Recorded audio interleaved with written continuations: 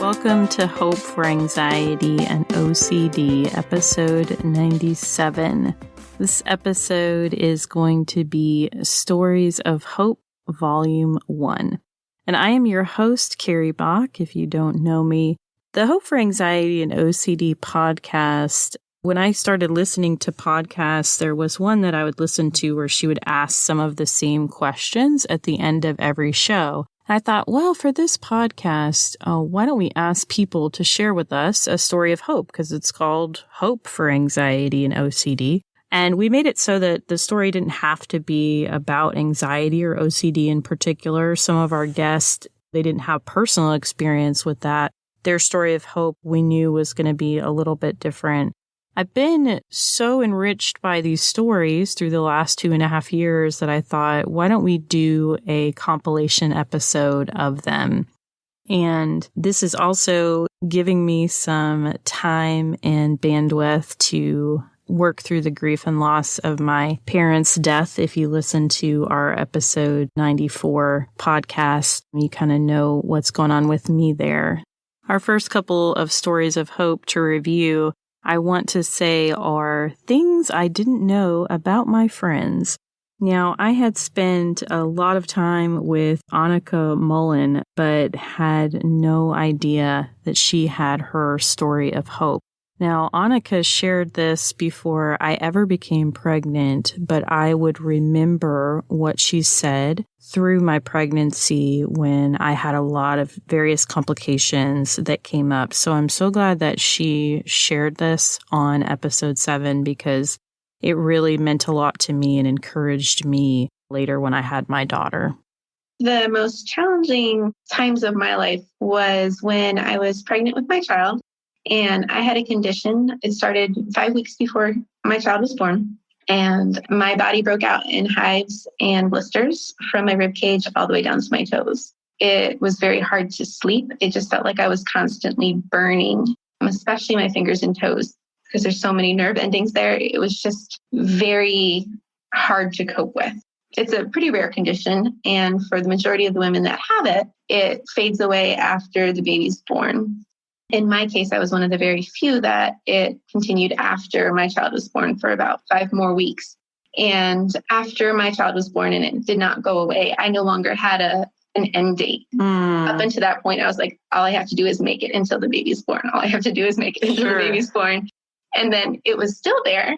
And I had an infant to feed and take care of. And it got to the point where I couldn't even sleep. So I would be getting through the nights with ice packs on my fingers and my toes, and taking 3 or 4 hot, cold showers to reduce the level of burning sensation that I was experiencing. And I think it would have been really easy to become hopeless at that time. Just I was not getting enough sleep and already a stressful time of life. And also, it's a very idealized time. You should enjoy every moment of it. They're only going to be little ones. It could have been really easy to go down the why me, why did this happen to me route. And one thing that gave me hope and really helped me through that time was remembering family members who had walked with a child through open heart surgery and eventually the death of their child. Just their courage and strength walking through that time gave me hope that I could get through whatever I was experiencing. It just really helped put it in perspective and remind me that people have gone through such difficult things and have come out of it as such beautiful, wonderful people, that there is another side to this and I can get through this however long it's going to last. On episode 28, my friend Brittany Dyer came to talk about play therapy, and I had no idea that her story of hope was part of her life as well, and that one stood out to me. So here it is. My story actually kind of relates to what we've been talking about today and why I wanted to become a counselor. So I lost my parents when I was in elementary school. They died suddenly. And I had a school counselor who was amazing. Her name's Jana Chambers. And I thankfully can still be in contact with her. My husband and her son are really good friends. So I still get to see her sometimes, which is amazing. But she was my hope during that time. She really helped me. I don't remember anything that we did, to be honest. I remember we played. but I don't remember anything specific. The only thing I remember is one time we had puppets out, and that's all I remember. But just going to see her and having that space where I felt comfortable, and she was just such a comforting person and caring and listening.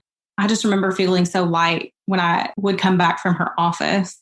That's the only way I know how to put it. It's just I felt light. She helped me so much and gave me so much hope for my future in such a hard time for me. I am just so thankful for her and all the children that she influenced and helped throughout the years. I'm thankful that she inspired me to be a counselor and that I just get to pass along that hope to many other kids too. My amazing mentor, Laura Mullis, was on episode 21 called Is Healing from Childhood Wounds the Key to Unlocking Anxiety?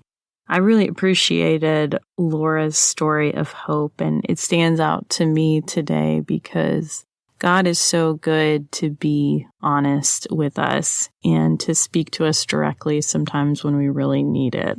I guess I would say that one of my transformative shifts in my life was when I was in treatment for recovery from addiction. And I was praying for everybody else in my life. Oh, God, I want you to do this. I want you to make sure this person remembers me, and I want you to do this. And I was telling God exactly what I wanted him to do. It was like audibly, I heard God say, all right, listen up. First, you work on your relationship with me. Then you work on your relationship with yourself. Then you can work on your relationship with your family. And then I will add who I want into your life. And that moment changed everything for me because I realized that was the order. That was the order for healing. And I was trying to go top down rather than bottom up.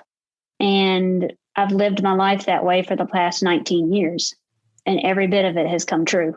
It changed everything for me when I realized that. And I also feel like it also shapes how I help people on their process. It helped me see a clearer path for not only how I got the healing I needed, but how people can get the healing they need.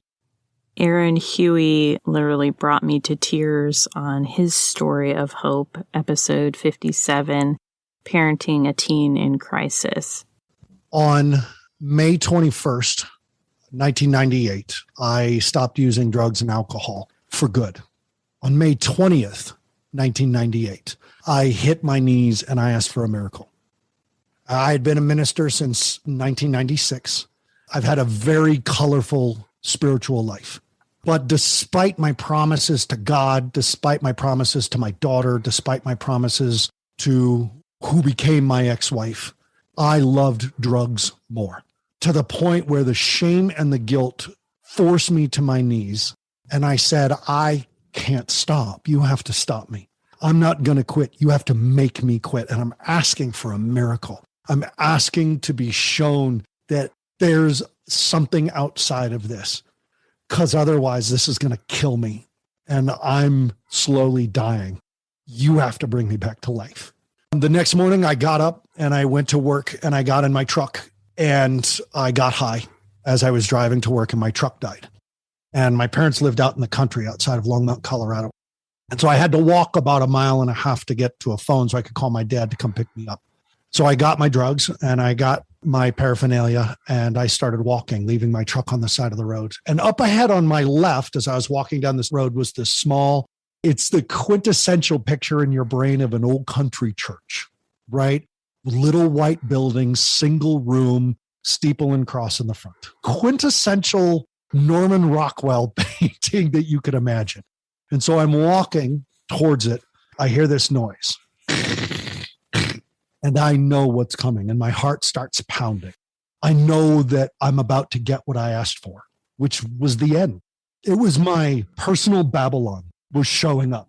And as I'm walking, I'm getting closer. I'm staring at this church, trying not to look at it. And it's just, and it's getting louder and louder as I'm walking toward, and I'm terrified. All I did was say, stop me. And now I knew that I was about to get stopped. I'm standing across the street from the driveway to this church, and the noise is now the worst scratching TV fuzz, and it was so loud. And I turned and looked, and Christ was standing there. And he said, you can put down the drugs now, for the rest of your life and never look back. Wow. And the feeling of love and forgiveness that I experienced in that moment, the overwhelm of pure unconditional love, the thing that I had always been searching for and had never found. It just washed me. And I took my drugs out of my pocket. And Carrie, I swear on everything, that bag hit the ground and a wind went and blew it out. I threw my pipe in a ditch and I burst into tears, and the noise was gone. The experience was over, and I walked. And if that was the end of the miracle, then this would be a nice short story, but I'm going to have to take you deeper into what happened next. So I go and I hit the phone. My dad comes and picks me up. I get home, I call work, tell them I'm not coming in. They're not surprised. I'm absent all the time because I'm always high. And I go up to my room and I call the Triangle Club, the 12-step group there in Longmont, Colorado on Main Street. And I had called them 2 weeks prior and the line was busy. And I promise you that I took that as a sign from God that I was overreacting and that drugs weren't that bad. I had lost my home, custody of my daughter, my marriage. I was living either in my parents' house at 28 years old, or I was living in the back of my truck, and drugs weren't that bad. That's how insane this thing is. But this time when I called, that the night of that first experience, May 21st, I called the 12-step and somebody answered on the first ring and they said, Triangle Club. And I said, when's your next NA meeting? I think I'm an addict. And the guy said, where are you? I'll come get you. And I said, don't do this. And he goes, it's okay, man. And I said, don't you say it. I'm not ready to hear it. And it got all quiet. And he said, I love you. It's okay. And I said, I can't do this right now. And he goes, every hour we have a meeting. If you need a ride, someone will get you. And I hung up the phone on him. And there was that love of a stranger, somebody who didn't know me, didn't know my past, and he was willing to say, I love you. So then the next morning, I wake up and I go downstairs and I've decided I have the day off, so I'm going to a meeting. And I go downstairs and my parents are watching TV. And I kid you not, they're watching Clean and Sober with Michael Keaton. And wow. I sit down on the couch and I'm like, I can't believe this. And like this sustained miracle, and I'm exhausted. And I sit down and I turn off the TV and my mom goes, she has this funny way of saying it. It's very endearing. She goes, excuse me? And she was being goofy. And I look at her and I'm about to break her heart. And I say, I'm not going to a meeting at work. I'm going to a 12-step meeting. I'm an addict. And my mom goes pale. And my dad, the man who raised me, not my father, but the man who gave me everything, who I had lied to, who had stolen from and hurt his younger biological children, he looked at me and he goes, whatever you need me to do, I'll do it because I love you. And it was those three experiences of unconditional love that I just said, that's it.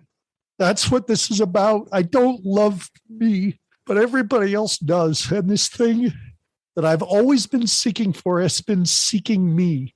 And I just have to let it in now. And that's what I say to families and to teenagers is A, I love you.